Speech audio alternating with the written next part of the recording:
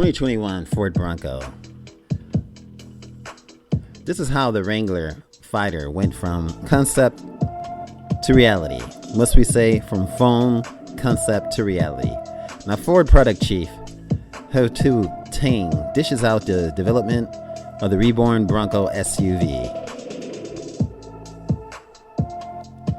When Jim Hackett took over the chief executive officer of Ford in 2017, he brought with him the design approach he calls minimum viable prototypes. In short, Hackett's mentality is that an automaker ought to avoid sinking too much money into expensive prototype vehicles, which oftentimes result in the company feeling financially compelled to see a potentially subpar project in completion.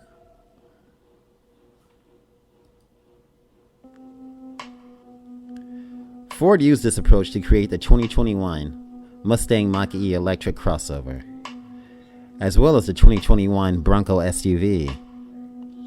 In the case of the latter, Hackett method allowed the team to play around with items such as the vehicle removable doors and roof, as well as the placement of the Bronco's body panels and side mirrors, while affording them the ability to skirt the fine lines between creating a homage to an original Bronco while also making the SUV fresh and relevant.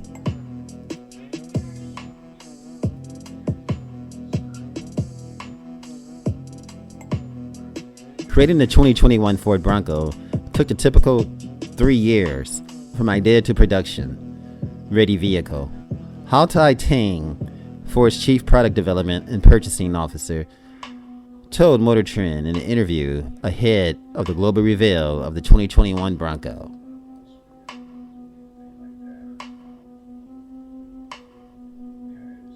Now, the Bronco family, including the Raptor, development of the models was done knowing from the outset that it would lead to a family of Bronco badge vehicles, starting with the body-on-frame 2-door and 4-door Bronco and a unibody Bronco Sport. Ting wouldn't talk about the plans for electrification in the future, our Bronco Raptor.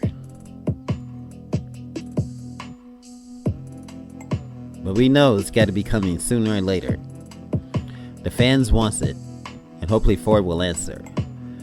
However, he shared that using less expensive prototypes led to the features he thinks Bronco customers will like the most.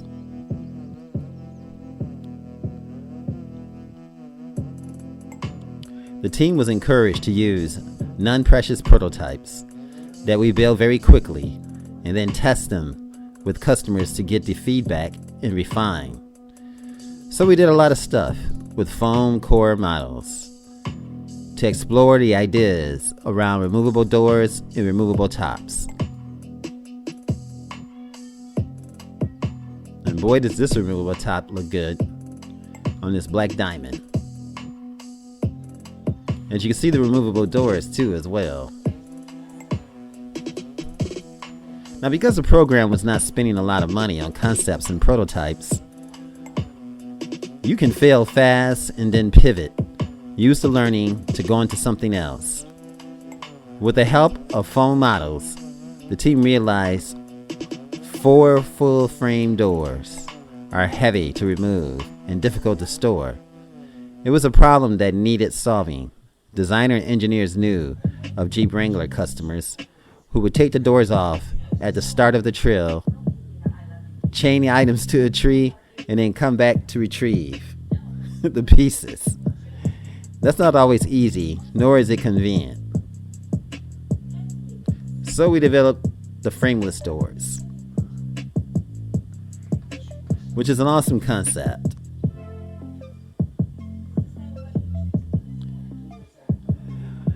And it allowed you to store all the doors in the back of the vehicle and take it with you, which is awesome. And that's what the Ford fans love.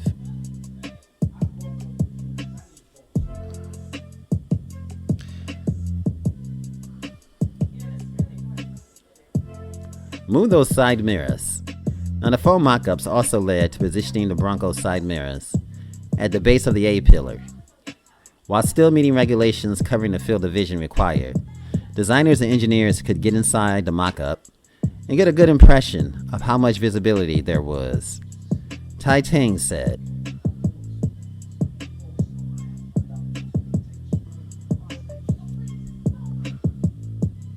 now, the development process also leveraged virtual reality. The whole approach is being institutionalized across Ford for global product development, and is also being applied to business models.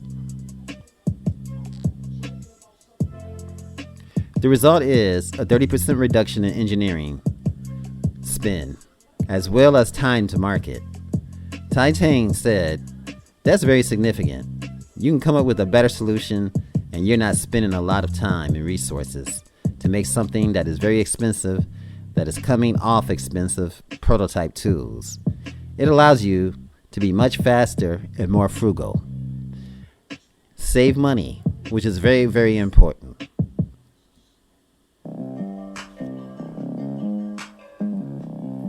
Bringing back an icon. As for redesigning the Bronco, the product chief said, it was not intimidating to bring back the iconic Ford model. The team had prior experience evolving the Mustang. Bronco was in some respect easier because it had been out of the market long enough that many potential customers didn't remember it, or they only remembered the white Bronco from O.J. Simpson car chase. The biggest challenge: how much of the past do you want to pay homage to, and how do you move it forward so you're not just a curator?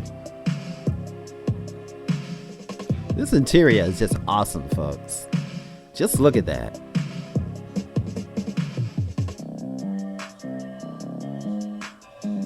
You know what would be cool is if they had the like ambient lighting here, or located somewhere, and then when the cars come in your blind spot, that it just turns a different color like the Mercedes. That would be really dope. They should bring that to production. Hopefully Ford's listening, because I think that would be awesome. Don't only make the blind spot indicators here, but also make them down here with the ambient lighting so it turns red. That's sharp. I saw that and I just thought I'd mention it. Now, expanding the Bronco name was an intentional strategy. Ford Chief Operating Officer Jim Farley recognized that the SUV segment is still growing. However, there's a lot of competition, and the options are quickly becoming very commoditized. Or commodity. It's a new word called commoditize. Not a new word, but just a word that we don't use too much in our vocabulary.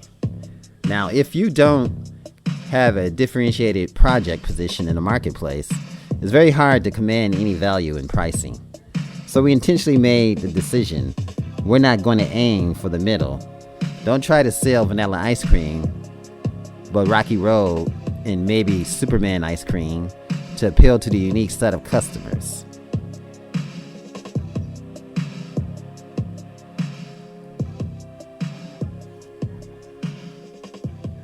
So we intentionally said we would do a Bronco family in a 2-door, 4-door in Bronco Sport. And we purposely repositioned the Escape to be an on-road, more progressive vehicle, which created room for the Bronco Sport to go after the other extreme. The off-road enthusiasts, I think it's going to work well for us. It's not going to substitute one for the other, so we'll gain new customers and differentiate from everybody else in the marketplace, which will allow us to command pricing. And that's what Tai Tang said. Now, Ford is confident the new products and part of the shift from cars to SUV and pickups will pay off. The Bronco will be built at the company's Michigan assembly plant that used to be Ford Focus and the Ford C-Max. We made a decision that we would exit traditional passenger sedans, and we took the money we would have used to update them and used it to bring new products like the Bronco and the Bronco Sport to market. Tai Tang said in 2021, when the Michigan assembly plant is building the Wrangler and Bronco, the plant will generate an additional $1 billion in annual profit relative to when it made cars. Discontinuing the cars was controversial, but the decision was worth $1 billion at that plant starting next year. Now here you have the grab handles, you have the temperature controls, the leather wrapped shifter, you have the accessory, to plug in your accessories, and I guess there should be some place where you could put in the rail to put your phone and everything else. But this baby is accessory ready for that. And I think that's an option too, because when you look at, I was just looking at this one, and if you look at this one, there's none of that here.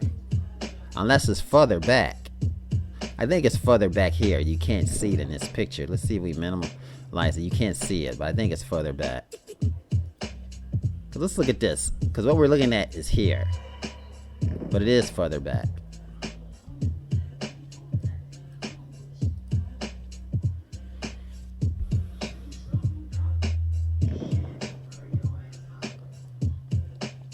What an awesome job by Ford. The technology and everything else about this is just nice. Now this is what I believe to be the Black Diamond. Very sharp two-door. Awesome. Yep, and there goes the rails, as you can see here. And that's the front end with the light bar. And this won't be offered. This is the donut door.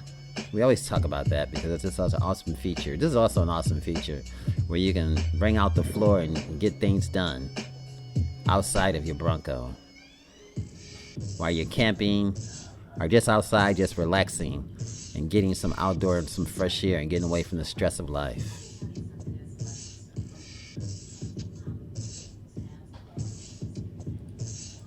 This is A Automotive Reviews. Thanks for watching and stay tuned. We're going to be talking about designs later. Much love, and remember, like and subscribe. If you enjoyed this video, give it a thumbs up, share it with your friends, and subscribe for more interesting videos.